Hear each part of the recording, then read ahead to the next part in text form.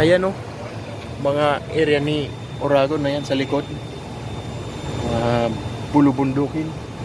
Ayan na. Kita nyo yon, bundok na yon. Kita nyo guys, mga ka-Oragon. Kumusta mga ka-anglers? Kababangon ko lang, sakit sa likod. Inat-inat ako dito sa labas. Mainit na, mag-alas 10 na ng umaga. Init. Mamaya pang gabi pasok.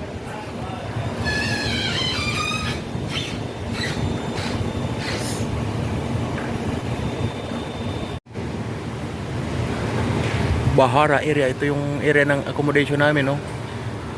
Accommodation ni Oragon. Dito, naglilinis na sa pasilyo.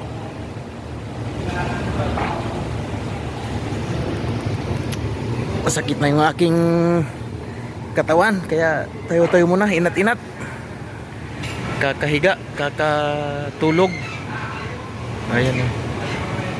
Ito yung warehouse ng mga bricks, Red Bricks Factory. Dito yung warehouse nila sa tapat namin. May mga bahayan naman dyan, kaso malayo sa city to. Bundok eh.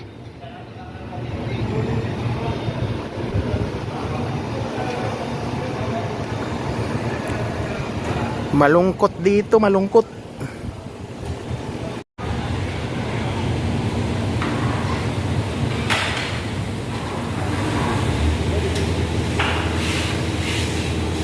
Tinanggal yung mga puno, oh. Hanggang doon sa dulo. Sobrang init na tuloy. Yan, oh. Ito yung harap ng aming accommodation, no?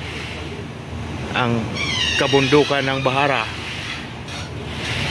Ayan, no?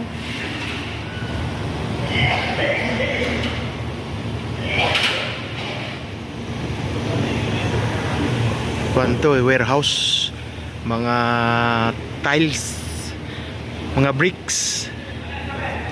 Ayan, no? Mga bricks.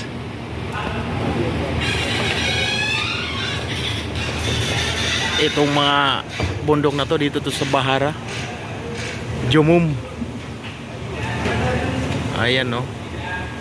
Itong area ni Oragon, no? Grabe, kabundukan. Kaya malungkot dito sa area na to. Di katulad dun sa dati sa Mahjar. Yan yung cleaner na ano, oh, maingay. Pare!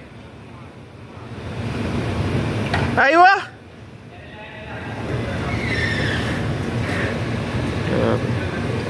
Maganda dito dati, hindi pa naputol yung mga puno, oh.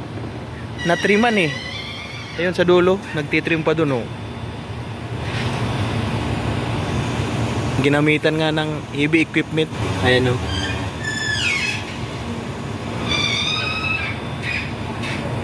Grabe. Layo.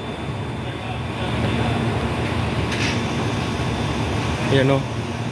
Nagtitrim pa si Sadik. Puputol pa dun ng kahoy.